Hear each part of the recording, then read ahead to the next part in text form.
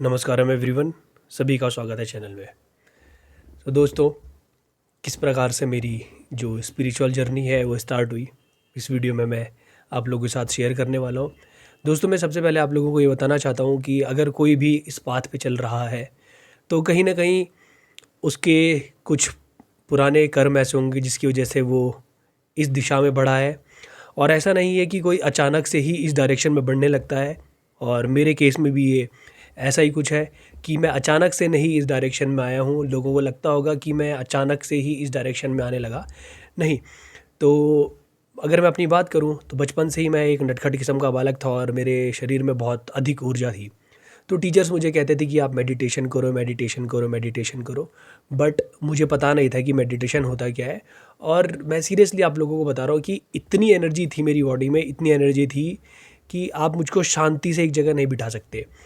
तो फिर धीरे धीरे मैं बड़ा हुआ और मेरे दिमाग में ये चीज़ें बैठने लगी कि मेडिटेशन मेडिटेशन मेडिटेशन। और क्योंकि मैंने क्लास में बहुत मार खाई है इस कारणवश कि मैं एक जगह ढंग से नहीं बैठता था, इधर उधर लोगों को परेशान करना है, कुछ ऐसी चीज़ें कर देना जिससे टीचर टीचर को गुस्सा आ जाए। ऐसे ऐसे टीचर थे जो दूसरों को जो है मतलब गुस्सा हो जाते थे मेरे से और मुझे बहुत मारा। तो फिर जब मैं बीटेक में आया तो साथ ही साथ बीटेक में आने के साथ साथ पहले मैं आपको एक चीज़ और बता देता हूँ कि बचपन से ही मेरा जो भगवान के सीरियल जो भी होते हैं, रामायण, महाभारत, विष्णु पुराण, इन सब चीज़ों में मेरा बहुत ज़्यादा इंटरेस्ट था और मैं एक एक चीज़ बहुत अच्छे से देखता था। और हर एक घटनाक्रम, हर पात्र का नाम मुझे याद था। तो दोस्तों, फिर इसके पीछे फिर मुझे इसके जो भी चीज़ें होती थी इनके प्रति मेरे दिमाग में सवाल आते थे। मैं क्वेश्चन पूछने की कोशिश करता था लेकिन मुझे उनके जवाब नहीं मिलते थे। मैं बहुत सारे व्यास या जो लोग कथा सुनाते हैं, कथावाचक या व्यास जिनको बोलते हैं, उन हर एक के पास गया, लेकिन मेरे काफ़ी सारे क्वेश्चन थे जो अनआंसर्ड रह जाते थे। फिर 2012 में मुझे, जब मैं बीटेक करने आया, 2011 बीटेक करने आया, 12 में हमारे यहाँ हमारे कॉलेज में एक कोर्स हो रहा था जिसमें लोगों ने, जिसे मेडिटेशन का नाम बताया गया था कि उसमें मेडिटेशन सिखाते हैं। तो मैंने अपने पापा को कहा कि 2,000 रुपये चाहिए शायद। तो पापा ने कहा ठीक है, और मैंने पापा को ये बोला कि मेडिटेशन भी सिखाएंगे इसमें। मुझे खुद नहीं पता था कि मेडिटेशन होता क्या है। तो उसके बाद जब मैंने किया ये कोर्स तो मुझे पता चला कि यस प्लस कोर्स है ये, जब मैं करने गया। और जो श्री श्री रविशंकर जी द्वारा करवाया जाता है। और उसके बाद मैंने उनकी जो सुदर्शन क्रिया है वो सीखी और 1 महीने तक मैंने वो क्रिया प्रैक्टिस करी। बट मुझे उसमें क्लैरिटी नहीं मिली और मेरे को पता नहीं चल रहा था कि उससे हो क्या रहा है। कभी कभी मैंने ये देखा कि मैं गुस्सा हो जा रहा था और मुझे इन सब चीज़ों के बारे में कुछ पता नहीं चल रहा था। तो मैंने वो करना छोड़ दिया। उसके बाद क्या हुआ, फिर ये जिज्ञासा तो अपने अंदर थी ही। और भगवान की पूजा 2 बार करना, सुबह दिया जलाना, शाम को दिया जलाना, ये मेरे परफेक्ट नियम थे। और मैं ठंडे पानी से नहाता था। 11th 12th के बाद मैंने 11th से मैंने ठंडे पानी से नहाना स्टार्ट कर दिया था। और जो मेरे बीटेक में कुछ कुछ मेरे दोस्त थे वो काफ़ी ज़्यादा इम्प्रेस्ड रहते थे मेरे इस बिहेवियर के कारण। और फिर धीरे धीरे यही हुआ कि हम मेरे दिमाग में क्वेश्चंस आने लगे। मैं और मेरा दोस्त आयुष भाई, जिनका इंटरव्यू आपने मेरे साथ 2-3 इंटरव्यू देखे होंगे, हम दोनों आपस में लड़ते भी थे। तो हम ये सोचते हम ये बातें करते थे कि क्या ये सब जो हो रहा है ये पहले से डिसाइडेड है, भगवान क्या है, ऐसा है वैसा। और उसकी और मेरी लड़ाई होती थी। वो कहता था कि कभी कभी वो कहता था कि सब चीज़ पहले से डिसाइडेड है। तो मैं उसे कहता था अच्छा, सब पहले से डिसाइड है, ब्रह्मा ने सब पहले से डिसाइड किया हो, तो मैं तेरे अभी थप्पड़ मार रहा हूँ, ये भी उसी ने डिसाइड किया है। तो ऐसी बातें करते रहते थे, मतलब मुझे गुस्सा जल्दी आता था। तो फिर ऐसे ही करते करते करते करते हम लोग बीटेक के फाइनल ईयर में पहुँचे। और फिर हमने एक किताब थी धारणा और ध्यान, मेरा दोस्त धारणा और ध्यान करके किताब लेकर आया था। हमने उसमें भी, फिर उसमें एक चीज़ थी त्राटक। त्राटक करना भी मैंने स्टार्ट किया था। लेकिन त्राटक के बाद से त्राटक हमने थोड़े दिन तक किया। और जब कहते हैं सही निर्देश आपके पास ना हो तो आप चीज़ें छोड़ देते हो, तो ऐसा ही हुआ हमारे साथ भी। हमारे पास सही निर्देश तो था नहीं, तो हमने वो चीज़ें करनी छोड़ दी। लेकिन उसके बाद वो चीज़ अपने अंदर थी कि कहीं ना कहीं मेडिटेशन सीखना है, सीखना है, सीखना है, क्योंकि वो करना ही है। बचपन से ये दिमाग में बैठा हुआ था। और साथ ही साथ ये बाद में पता चलने लग गया था कि मेडिटेशन करने से कुछ फ़ायदे तो हो सकते हैं, हम अपनी इन लिमिटेशन को तोड़ सकते हैं। मुझे स्पिरिचुअलिटी के बारे में 1% नहीं मालूम था तब तक, ठीक है। उसके बाद 2016 में जब मैं एमटेक में पहुंचा, 2015 में मैंने एमटेक में एडमिशन लिया, 2016 में फिर कहीं से मुझे मेडिटेशन के बारे फिर से मेरे दिमाग में चीज़ें आने लगी। स्वामी विवेकानंद के बारे में शायद मैंने सुन लिया था, वो भी मेडिटेशन करते थे, कुछ ऐसा मैंने सुना। और मेडिटेशन से माइंड की कुछ पावर्स खुल सकती हैं जिनकी मदद से मैं अपनी पढ़ाई में एक्सेल कर सकता हूँ। ये सारी चीज़ें मेरे दिमाग में बैठी थी और मैंने फिर मेडिटेशन के वीडियोज़ देखने स्टार्ट करे। और एक वीडियो मुझे मिला था, बहुत ज़्यादा इंप्रेस हुआ था मैं उस वीडियो से, और अभी भी मैं उस वीडियो से बहुत ज़्यादा इंप्रेस्ड हूँ। वो 1 घंटे का वीडियो है, मेडिटेशन कैसे करें, कुछ इस प्रकार से है वो वीडियो। हो सके तो उसका लिंक मैं डिस्क्रिप्शन में दे दूंगा। तो मैंने वो वीडियो देखा, 1 घंटे का वीडियो है, और जैसे ही मैंने वो वीडियो देखा मेरे को ऐसा लगा कि मुझे यही चाहिए था। तो उसमें उन्होंने बताया था कि मेडिटेशन से जब आप मेडिटेशन करने लगते हैं, ध्यान की गहरी अवस्थाओं में जाने लगते हैं, तो होता क्या है कि आपके शरीर में एनर्जी का प्रवाह होने लगता है, और जो बहुत सारी ग्रंथियाँ हैं वो खुलने लगती हैं, और आप दुनिया में कहीं पर भी ट्रैवल कर सकते हो। ये सारी चीज़ें मैं समझने लगा। मतलब मेरे को ये मेरे को बिल्कुल सच लगने लगा, क्योंकि मैंने ये सारी चीज़ें राजीव दीक्षित जी से भी सुनी थी। क्योंकि हमारे यहाँ के जो लोग, हमारे यहाँ के बड़े बड़े ऋषि मुनि हुए, तो वो लोगों ने, उन लोगों के पास ना टेलीस्कोप था, कुछ भी चीज़ें नहीं थी, बट उन्होंने पूरे ब्रह्मांड के बारे में सारी की सारी चीज़ें पता लगा ली थी। तो उस वीडियो में उन्होंने ये बताया था कि अगर आप मेडिटेशन में डीप में जाते हो तो आप ब्रह्मांड के सारे राज खोल सकते हो। तो मेरे को भी राज खोलने थे। तो मैंने क्या किया, अब उन्होंने बताया था कि किस तरीके से ध्यान किया जा सकता है, अपनी सांसों को देखना है बस। तो मैंने स्टार्टिंग करी, हर दिन 30 मिनट बैठता था, सुबह भी और शाम को। चाहे मैं 8 बजे उठाऊँ, नहा के आऊँगा, 9 बजे तक मैं ध्यान में बैठूँगा। मुझे नहीं पता क्या होता है, सीरियसली मुझे बस इतना भ्रांति हो गई थी कि अगर आप ध्यान में बैठोगे तो होगा कि अचानक से आप कहीं और चले जाओगे, सब बिल्कुल ख़त्म हो जाएगा। कुछ इस प्रकार से मेरे दिमाग में ये चीज़ें बैठ गई थी। तो मैं सांस पे ध्यान देने लगा, और 1 महीने तक मैंने ये किया। कभी कभी मैं रात को भी बैठता था, आप इस चीज़ को देखना। और उन दिनों भी मैं सुबह और शाम पूजा करता था। ओके, तो ये होने लगा था, और फिर मैं ध्यान देने लगा। और कभी कभी मुझे ऐसी अवस्थाएं, मुझे ऐसा लगा कि मैं ध्यान में जा सकता हूँ, बट जा नहीं पाया। लेकिन मैं उन दिनों अपनी सांसों पे ध्यान देने लगा था, और 1 महीने तक मैंने ये किया। ये सब अननोइंगली चल रहा है, ठीक है। मुझे कुछ नहीं पता कि स्पिरिचुअलिटी क्या होती है। मुझे इतना पता है कि ध्यान करके या आप भगवान से वरदान प्राप्त कर सकते हो। और भगवान से वरदान प्राप्त करने का मतलब आप समझ रहे हो कि जैसे आपके पास बहुत शक्तियाँ आ सकती हैं। और मैं इसलिए शक्ति प्राप्त करना चाहता था क्योंकि मैंने देखा दुनिया में बहुत दुख है। ओके, तो मैं मन ही मन ये सोचता था कि कभी मैं बहुत कठोर तपस्या करूँगा, और दुनिया में जो लोग हैं उनको रोग मुक्त करवाऊंगा।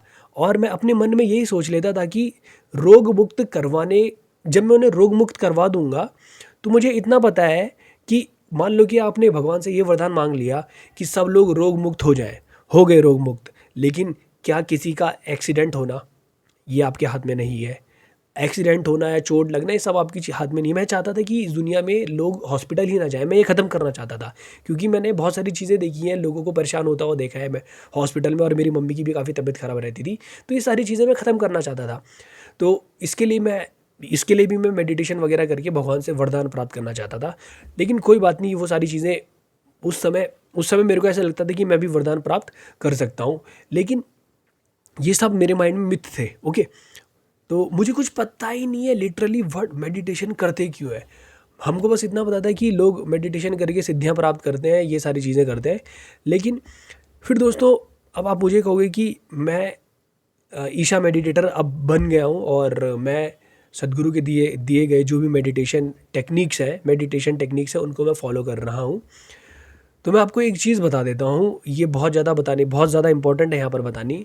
2018 में मेरे को पहली बार सदगुरु की बुक इनर इंजीनियरिंग की मैंने पढ़ी थी। वो कैसे मेरे पास तक आई थी मैं आपको ये भी बताऊंगा, बट मैं आपको एक चीज़ बता रहा हूँ यहाँ पर। 2018 से मेरी जर्नी की आप स्टार्टिंग समझ सकते हो कि मेरी जर्नी वहाँ से स्टार्ट हुई। लेकिन मैं आपको एक चीज़ बताता हूँ कि 2016 में मैंने सदगुरु का मैंने एक वीडियो देखा था। वो भी दूर से, एक लड़का सदगुरु का यूथ एंड ट्रूथ का वीडियो देख रहा था। उसमें सदगुरु ने येलो कलर का कुर्ता पहना हुआ था, मुझे आज भी याद है। और उस दिन मैंने जब सदगुरु को देखा था, तो मैंने एक ऐसी झलक देखी थी, और मेरे माइंड में यही आया था कि अरे ऐसे बाबा तो पता नहीं कितने घूम रहे हैं। और मेरे दिमाग में ऐसी इंप्रेशन बना हुआ था, और उस समय मैं उनको नहीं पहचान पाया। मतलब मेरी इग्नोरेंस का लेवल देखो आप, कि मैंने उनको इग्नोर कर दिया, मुझे पता नहीं कि व्हाट ही इज़, मैंने इग्नोर कर दिया, क्योंकि इंप्रेशन वैसा ही बना हुआ था। बहुत सारे बाबाओं के बारे में आपने सुना होगा उस समय। तो 2016 में इग्नोर मार दिया। 17 में मेरी एमटेक खत्म हुई, उसके बाद मैं किसी कॉम्पिटिटिव एग्जाम की तैयारी करने लगा, और 2018 में मैं एक कॉलेज में असिस्टेंट प्रोफेसर की पोस्ट पर लग गया। फिर आप वो कहते हैं ना कि अगर आप किसी चीज़ को ढूंढ रहे हैं तो आप तक वो चीज़ अपने आप आ ही जाती है। तो उस जिस समय पे मैं वहाँ टीचिंग कर रहा था, उस समय पर 3-4 लोग ऐसे थे जो ऑलरेडी स्पिरिचुअलिटी में वो लोग पहले से कुछ ना कुछ काम कर रहे थे। उनमें से एक विपश्यना मेडिटेटर है, जिन्होंने मुझे बहुत बहुत हेल्प करी है, इन द सेंस चीज़ों को समझना, मतलब उनकी वजह से मेरा बहुत ग्रोथ हुआ है। दूसरे एक और टीचर थे वो सीनियर है, सारे सारे मेरे से सीनियर ही थे, वो 4-4 5-5 साल। वो माँ दुर्गा या इनके बारे में उनको थोड़ी सी नॉलेज थी, और एक ऐसे थे जिन्होंने सब कुछ, आप उनसे किसी भी ग्रंथ का नाम पूछो, कोई भी किताब पूछो, सब पढ़ी, भाई ने सब पढ़ी हुई है किताबें। और तो ये लोग आपस में बातें करते रहते थे, और कभी ये भगवान की बातें कर रहे हैं, कभी कुछ। मुझे ऐसा लगता था कि कितने शो ऑफ करने के लिए कर रहे हैं। और जो विपश्यना मेडिटेटर थे, वो क्या करते थे, अपनी सीट पे बैठ जाते थे और उनकी गर्दन ऐसी गिर जाती थी। तो मैं उनको देख के ऐसे लगता, मैं हंसता था अंदर, मन में ऐसा होता था कि बे तो सो रहा है यहाँ पर मेडिटेशन के नाम से। ओके। और जो लोग दूसरों को मेडिटेशन करते देखेंगे और उन्होंने कभी वो चीज़, उनको पता ही नहीं कि वो क्या कर रहे हैं, तो उनके प्रति आप अपने दिमाग में कुछ भ्रांतियां पैदा कर सकते हो कि भाई तो पागल हो गया है, ये तो सो रहा है यहाँ पर, हमको मतलब ये दुनिया को दिखाने के लिए सब चीज़ें कर रहा है, कुछ ऐसा। ये सारी की सारी चीज़ें मेरे मन में भी चलती थी।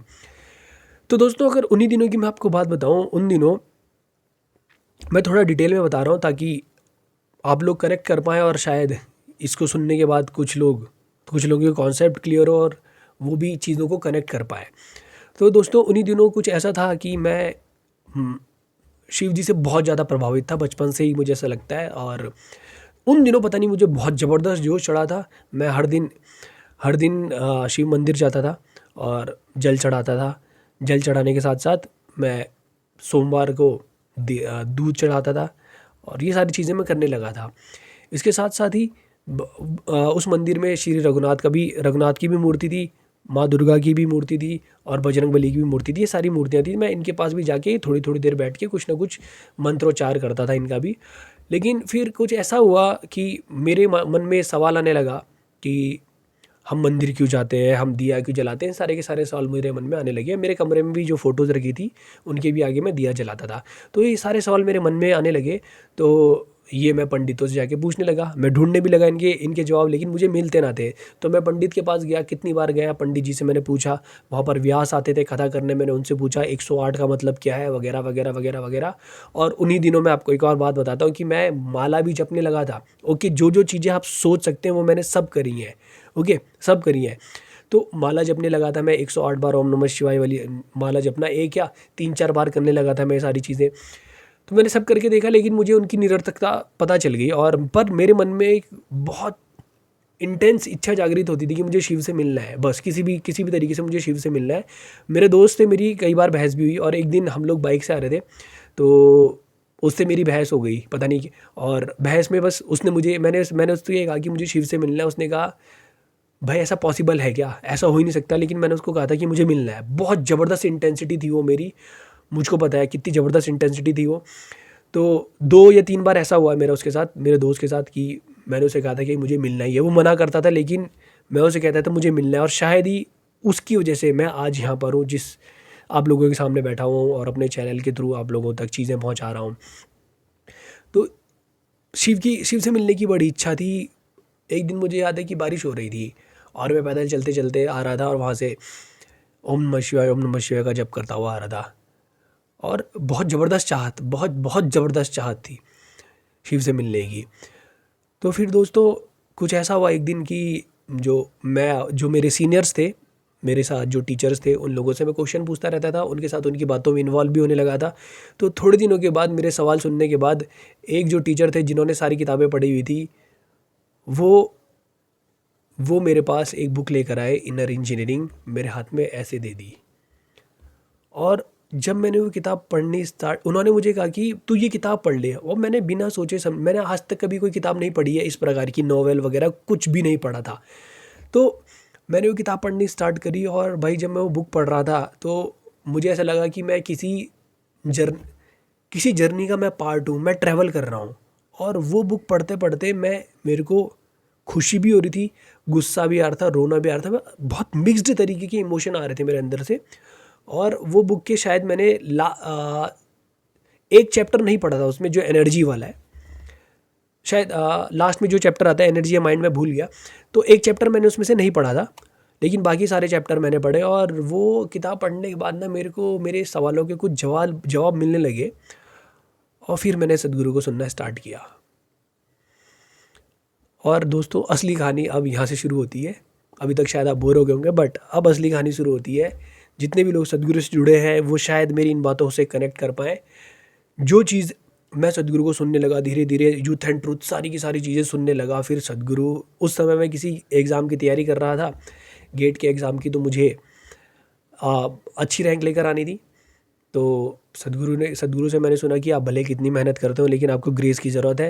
ये सारी चीज़ें मैं सुनने लगा। फिर सदगुरु ने कुछ मेडिटेशन वगैरह के बारे में बातचीत करने लगे। मुझे कहीं से ब्रह्मानंद स्वरूपा चैंट के बारे में पता चला। और मैं आपको एक और चीज़ बताता हूँ, उस समय सदगुरु ऐप मैंने डाउनलोड कर लिया था, और इतने ब्लॉग पढ़े मैंने सदगुरु के, इतने ब्लॉग पढ़े। मेरी एडमिशन ड्यूटी लगी है, मैं ब्लॉग पढ़ रहा हूँ। मैं अगर मेरा खाली लेक्चर नहीं है, मैं सदगुरु की वीडियोस देख रहा हूँ, ऑडियोज सुन रहा हूँ। कमरे के अंदर दिन भर झाड़ू मार रहा हूँ, 2 घंटे का यूथ एंड ट्रूथ चला दिया। मैथ्यू एडन के साथ सदगुरु का एक वार्तालाप है, वो चला दिया मैंने। कितने ही दिन सदगुरु को सुनने में लगा दिए, कितने ही दिन मैंने सदगुरु को सुनने में लगा दिए। और फिर सदगुरु कहते हैं कि फिर मैंने सदगुरु से विवेकानंद के बारे में सुना कि विवेकानंद ने विवेकानंद कितने खतरनाक थे कि अगर वो उन्होंने एक बार अपने हाथ के बीच में किसी बुक को ऐसे रखा था, उस बुक पे जो लिखा था उनको सब आता था, लेकिन बुक किसी और लैंग्वेज में लिखी है, लेकिन विवेकानंद ने सब कुछ परसीव कर लिया क्योंकि उनका परसेप्शन पावर बहुत ज़बरदस्त है। और ये हुआ कैसे? मेडिटेशन की वजह से। मानो कि वो वीडियो मेरे लिए ही थी, मुझे ऐसा लगता है। तो उसके बाद सदगुरु ने कहा कि मैं ढूंढने लगा, और फिर सदगुरु ने कहा कि शांभवी महामुद्रा के द्वारा आप अपना जो परसेप्शन है उसको बढ़ा सकते हैं। तो मुझे इतना पता था शांभवी महामुद्रा इनर इंजीनियरिंग में सिखाई जाती है। मुझको लिटरली स्पिरिचुअलिटी के बारे में अभी तक कोई भी चीज़ नहीं मालूम थी। इस चीज़ को समझना, कुछ भी नहीं मालूम था कि स्पिरिचुअलिटी होती क्या है। तो उसके बाद मैंने शांभवी महामुद्रा के लिए इनर इंजीनियरिंग ऑनलाइन में रजिस्ट्रेशन करवा लिया, जो था 3500 का। और उस समय शायद मेरे पास क्रेडिट कार्ड था, नया नया जोश था, तो मैंने इनर इंजीनियरिंग का कोर्स करा ऑनलाइन। और दोस्तों मैं आपको ये बताना चाहता हूँ, जो 7 वीडियोस थे इनर इंजीनियरिंग के, उनका प्रभाव मेरे ऊपर इतना गहरा पड़ा था। मतलब बहुत सारी चीज़ें मैं देख सकता था कि मेरे को क्लैरिटी आ गई थी, काफ़ी चीज़ों की क्लैरिटी आ गई थी। लेकिन जब वो 7 वीडियो सेशन ख़त्म हो गए, लास्ट दिन थोड़ा थोड़ा मैं रो भी रहा था, 7वां जो इसका जो सेशन होता है वीडियो सेशन। लेकिन मैंने देखा कि उसमें कोई शांभवी नहीं सिखाई उन्होंने। मुझे ऐसे लगा कि शांभवी कुछ 5-10 मिनट में इंस्ट्रक्शन देंगे और मैं वहाँ बैठ के शांभवी करूँगा, लेकिन कुछ ऐसा नहीं हुआ। फिर मुझे बाद में पता चला कि ऑनलाइन इनर इंजीनियरिंग में कुछ नहीं होता है, ऑफलाइन में आपको शांभवी सिखाई जाती है। तो मैं ऑफलाइन शांभवी के बारे में पता करने लगा, सदगुरु ऐप में देखने लगा। अचानक से एक दिन मुझे देहरादून में किसी प्रोग्राम के बारे में जानकारी प्राप्त होती है। तो मैं उसमें अपना और मेरे 2 दोस्तों का रजिस्ट्रेशन करवाता हूँ, और ये सब क्रेडिट कार्ड से ही हो रहा है।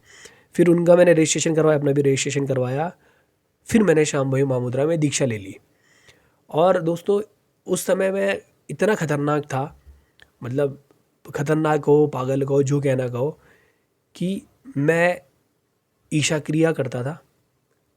2 बार ईशा क्रिया करनी है और 2 बार ही शांभवी करनी है। और एक बार मेरी 14 दिन की छुट्टी पड़ी थी, तो मैंने 3 बार शांभवी करी और 3 बार ही ईशा क्रिया करी। और मैं मेडिटेशन में जाने के लिए मैंने पता नहीं कितनी बेवकूफ़ियाँ करी। मैं एक्सपेरिमेंट करता था कि पहले ईशा क्रिया करता हूँ, फिर बाद में शांभवी, या फिर पहले शांभवी कर ली फिर ईशा क्रिया। मैंने सारे पैटर्न आजमा के देख लिए। ओके, तो ये सबसे भी कुछ नहीं हो रहा है। लेकिन मैं बहुत ज़्यादा, जिसे कहते हैं, अड़ियल किस्म का इंसान था और स्टबन किस्म का। तो मैंने कभी संभव ही नहीं छोड़ी, मैं प्रैक्टिस करता रहा। और मेडिटेशन में जाने के लिए मैंने फिर ब्रह्मानंद स्वरूपा चैंट करना भी स्टार्ट किया, और ब्रह्मानंद से भी कुछ मेडिटेशन, मतलब मेडिटेशन में सोचता था कि मैं अचानक से कहीं चला जाऊंगा, ये सब मेरे माइंड में चलता रहता था, लेकिन इनसे भी कुछ नहीं हुआ। फिर और अभी भी मुझे आध्यात्म के बारे में कुछ नहीं मालूम है, बस मुझे इतना पता चल गया था कि मैं प्रैक्टिस कर रहा हूँ और ये प्रैक्टिस से कुछ ना कुछ तो होने वाला है। मेरे को सदगुरु पे इतना विश्वास हो गया था, अब जो बोले वो मैं करने को तैयार था। फिर सदगुरु ने और भी चीज़ों के बारे में बताया, और फिर किसी तरीके से जाकर मैंने 2020 में अंग मर्दना सीखा। और 2020 में नहीं, सॉरी 2021 में मुझको अंग मर्दना सीखा मैंने। लेकिन उससे पहले भी मैं आपको एक और बात बता देता हूँ। मैं जब लॉकडाउन लगा था तब भी मैंने पागलों की तरह बहुत सारी चीज़ें करी। ओम चैंटिंग, सुख क्रिया, ब्रह्मानंद स्वरूपा चैंट, हर एक चीज़ करी, हर एक चीज़ जो सदगुरु ने बोली सब करी। सिम्हा क्रिया कर रहे, सब कुछ करा, जो उन्होंने बोला सब ट्राई करा, हर एक चीज़ मैं बोल रहा हूँ।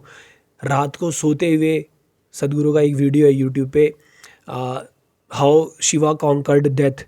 उसमें सदगुरु कहते हैं कि तुम अगर मतलब जिस समय तुम नींद में जाने वाले होते हो वो वाला मोमेंट अगर तुमने देख लिया तो यू आर मृत्युंजय। ये सारे एक्सपेरिमेंट करके देख लिए, सारे के सारे एक्सपेरिमेंट करके देख लिए, लेकिन कुछ नहीं हो रहा है। और बस इतना पता चल रहा था मुझे। बाद में थोड़ा मुझे एहसास हो गया कि now I am being trapped, मतलब सदगुरु ने मुझे ट्रैप कर लिया है। और मैंने अंग मर्दना भी सीख लिया था। अंग मर्दना वगैरह हर एक चीज़ सीखने के बाद ग्रेस उपलब्धि नहीं हो रही है। ग्रेस पाना चाहते थे लेकिन मिल ही नहीं रहा, कुछ भी नहीं मिल रहा है। जो काम मैं करना चाहता था, मैं पैसा कमाना चाहता था, पैसा एक आज की डेट में भी एक रत्ती एक मतलब जितना पैसा मुझे चाहिए उतना पैसा मेरे पास नहीं है। उसका 50% भी नहीं है, आप इतना समझ लो। तो हर एक चीज़ करी मैंने, ये इन चीज़ों को, योगासनास भी सीख लिया, भूत शुद्धि भी, सब कुछ कर लिया।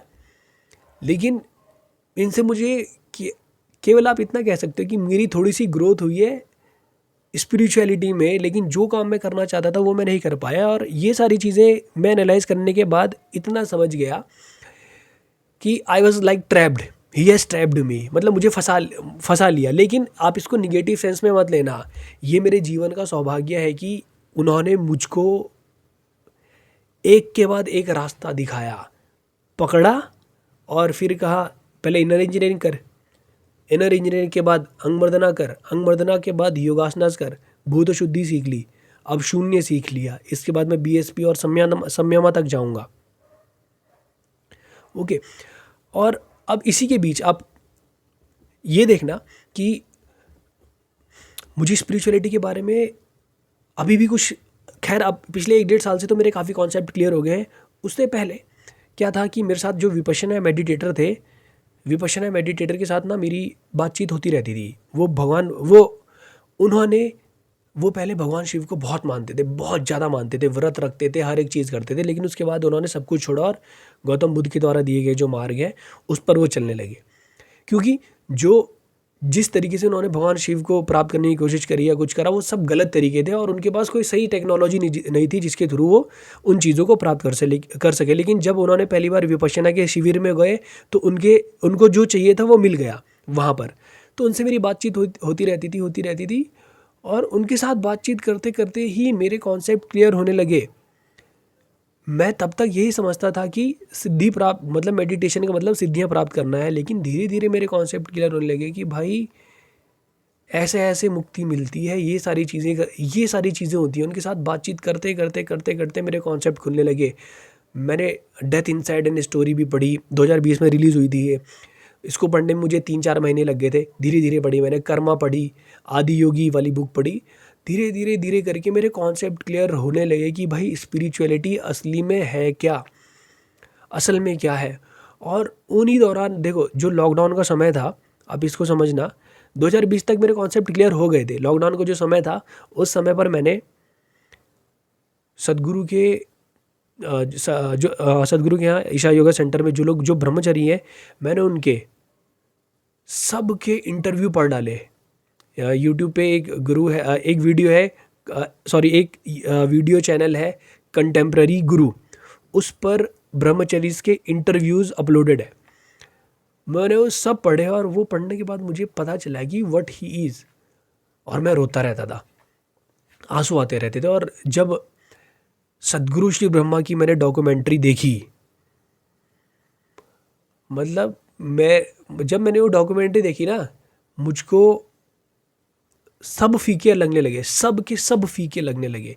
बहुत सारी चीज़ें सुनी थी कि साईं बाबा गर्म पानी में हाथ डाल के, मतलब खाना जो है अपने हाथ से इस तरीके से बना देते थे, वो पानी डालते थे तो पानी से भी दिया जलता था।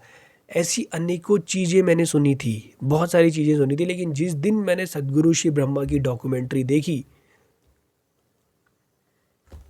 मतलब उसके बाद मुझे कुछ चाहिए ही नहीं। Even I don't want to meet Shiva, it's like this. मैंने उनको देखा, सब खत्म हो गया, सब कुछ, सारी की सारी चीज़ें, सारे कॉन्सेप्ट, हर एक चीज़ मेरी उस डॉक्यूमेंट्री में क्लियर हो गई। और हाईएस्ट बीइंग पॉसिबल कौन हो सकता है जो अपने शरीर को सातों चक्र के थ्रू छोड़ सकता है, लीव कर सकता है। और जब वो लीव कर रहा है वो बीइंग, तो उसके शरीर का एक भी अंश इस धरती में नहीं बच रहा है। वो 3 ईयर में ख़त्म हो गए, फिर मतलब उन्होंने अपनी बॉडी को ही ख़त्म कर दिया, कुछ मिला ही नहीं उसके बाद। मैंने बहुत बहुत बड़े बड़े स्पिरिचुअल लीडर्स के बारे में सुना था, गुरुज के बारे में सुना था, लेकिन जब मैंने उनको देखा तो मतलब सब कुछ फीका लगने लगा मुझे उनके आगे। और मैंने बहुत सारे लोगों के बारे में सुन लिया है, बहुत सारे लोगों के बारे में सुन लिया है, but I have never seen a being like him, ना ही सुना है। और मतलब कोई ऐसा बीइंग जिन्होंने सातों चक्र के थ्रू अपनी बॉडी लीव करी हो, उनके बारे में सदगुरु बताते दत्तात्रेय थे शायद, और गोरखनाथ थे जिन्हें चक्रेश्वर कहा जाता है शायद, I am not sure on this. तो लेकिन उनके बारे में भी दूर से ही सुना है, पास से नहीं सुना है। फिर जब ये सारी चीज़ें मैंने लॉकडाउन में देख ली, उसके बाद मुझे स्पिरिचुअलिटी के बारे में पता चला, और सदगुरु के बारे में, सदगुरु पे जितना भरोसा हो गया था, अब क्या बताऊँ मैं। और जो सदगुरु ने बोला वो मैंने करना है, आप इस चीज़ को समझो। लॉकडाउन का ये समय था शायद, उस समय फिर फुल मून फ्लर्टेशन भी चले। सदगुरु का हर शाम को एक सत्संग होता था। सत्संग के अलावा शाम को सदगुरु सन्निधि एक प्रोग्राम उन्होंने स्टार्ट किया था, 6 बजे से 6:30 तक वो चलता था, जहाँ तक मुझे याद है। और उन्हीं दिनों मैं इतना आप ऐसा कह सकते हो कि मैं इतना पागल था कि मैंने एक भी दिन वो प्रोग्राम नहीं छोड़ा, आप ऐसा समझ लो। और उन्हीं दिनों शायद मैंने एक बार सदगुरु की प्रेजेंस फील करी थी। हो सकता है वो मेरे मन का वहम है, लेकिन मेरे साथ एक बार हुआ था वैसा। ये सारी की सारी चीज़ें मेरे साथ होती रही, और अनेकों चीज़ें हैं जो मेरे साथ हुई हैं। और फिर एक चीज़ मैं और आपको बताना भूल गया कि जब मैंने पहली बार ध्यान लिंगम के बारे में सुना था ना, और जो यूट्यूब पे ध्यान लिंगम के बारे में वो वीडियो है वो देखा था, पागल हो गया था मैं वो देख के। मैंने कहा कि हम लोग कहाँ जी रहे हैं, हम कर क्या रहे हैं यहाँ, सीरियसली।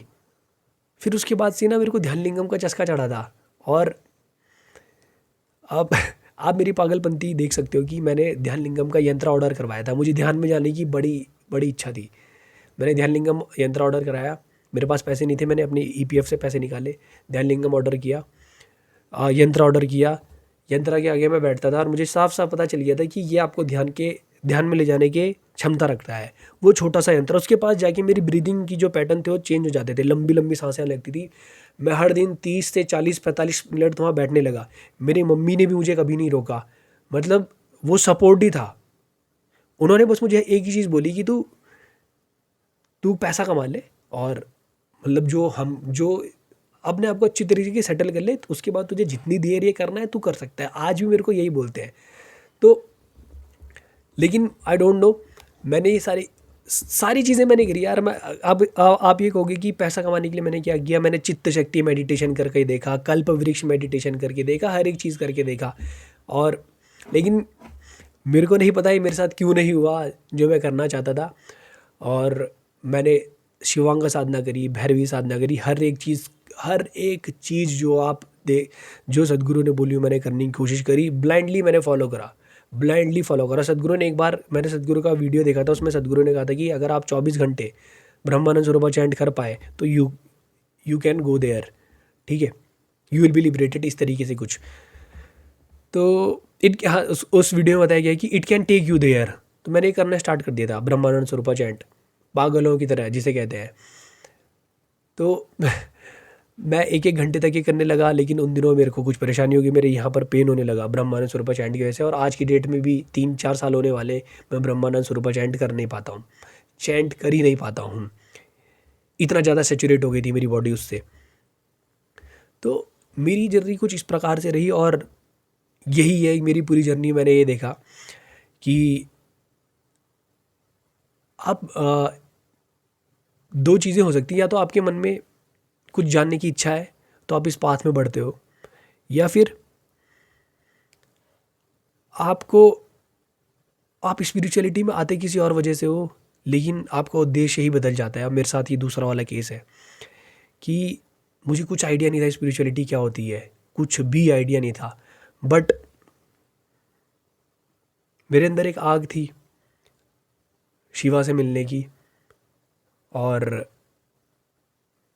सदगुरु has seen it, I don't know, मुझे नहीं पता, बट जिस दिन से मैंने उनको देखा है, उस दिन के बाद से मैंने छोड़ा नहीं उनको, बिल्कुल भी नहीं छोड़ा, छोड़ ही नहीं सकता। और उन्होंने एक एक करके स्टेप वाइज स्टेप करके मुझे वो आगे लेकर आते गए। और अगर आज की डेट में, मतलब आप ये कहो कि अगर आपको शिव से मिलना है तो he is Shiva, for us he is Shiva. मैं नहीं, ये हज़ारों लोग कह रहे हैं। काशी विश्वनाथ काशी विश्वनाथ टेम्पल में जो प्रीस्ट हैं, जो पंडित हैं, जो हर दिन सुबह पूजा करते हैं, वो लोग भी ये बात कह चुके हैं। So if you want to meet Shiva, he is the way, he Shiva यार।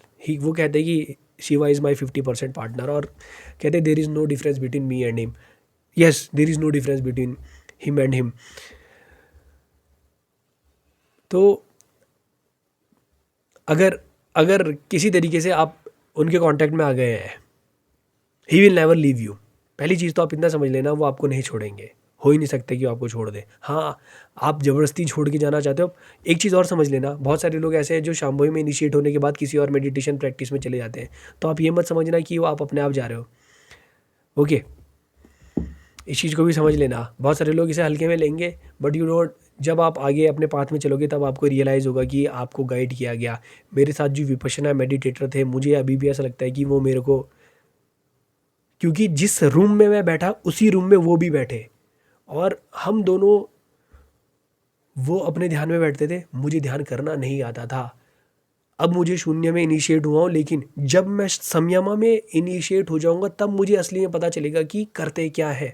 अभी शून्य में हमें बोला गया है कि कुछ नहीं करना होता है, शून्य में हमें इनिशिएट करवाया गया है, लेकिन वो अपना ध्यान करते थे और मैं उस कमरे में बैठा हूँ, मेरी एनर्जीज राइज होती थी, मुझे साफ साफ पता चल जाता है, लंबी लंबी सांसें आती थी, बैठा हुआ 45 मिनट 1 घंटा चल रहा है, बैठे हुए हैं स्टाफ रूम में, जब सब मतलब अपने लेक्चर्स नहीं है, कुछ नहीं है, वहाँ बैठे हुए हैं। और कई बार हम ऐसी बातचीत करते रहते थे, कभी कभी ऐसा लगता था मैं टाइम वेस्ट कर रहा हूँ, लेकिन नहीं, आज की डेट में मैंने देख लिया कि टाइम वेस्ट नहीं था वो। हर एक चीज़, जो छोटी छोटी चीज़ें मैंने करी थी, इवन आपने एक बार ओम चैंट किया हो, वो भी आपके आगे चल के जुड़ेगा। तो ये मेरी स्पिरिचुअल जर्नी थी। हालांकि इसमें बहुत सारी चीज़ें मैंने मिस भी कर दी होंगी, और बस ये स्टार्टिंग है किस तरीके से मैं इस चीज़ में आया। और अभी मैंने इसमें बहुत सारी चीज़ें मेंशन नहीं की हैं कि मैंने क्या क्या एक्सपीरियंसेस करे हैं और किस किस तरीके से चीज़ें मेरे साथ घटित हुई हैं, मैंने नहीं बताया है। वो हो सके कभी आगे चलेंगे, और मैंने एक ऑलरेडी वीडियो सीरीज़ बनाई हुई है, लेकिन वो मैं अभी रिलीज़ नहीं करूँगा, कुछ आने वाले समय में, हो सके 3 या 4 साल के बाद मैं उसे रिलीज़ करूँगा। वो उस समय की वीडियोज़ है जब मैं बहुत स्ट्रगल कर रहा था, और यू विल सी कई दिन ऐसे भी आएंगे कि जब आप साधना नहीं कर पाओगे। मेरे साथ भी ऐसा होता था, लेकिन मैं अपने साधना वाली स्पेस में बैठ जाता था। तो आप लोगों की मैं एक चीज़ कहूँगा कि बस मैंने अपनी जर्नी में इतना सीखा है कि आप पागल बन जाएं। अगर आप पागल बनोगे तो उन्होंने बोला I will not leave you, it is always, वो कहते हैं कि grace is always on, always on. So initiate हो गए। Even if you are doing Isha Kriya भी कर रहे हो तो छोड़ो मत, करते रहो। सदगुरु ने कहा है I will tell you step by step what to do. Intensity हो, जानने की चाह हो, आपको चीज़ें मिलेंगी। तो आई होप मैंने आपको बोर ना किया और आपको कुछ चीज़ें इससे सीखने को मिले। अगर वीडियो अच्छा लगा हो बाकी लोगों तक भी पहुँचाए। मिलेंगे आपसे फिर अगली वीडियो में, तब तक के लिए नमस्कारम, धन्यवाद।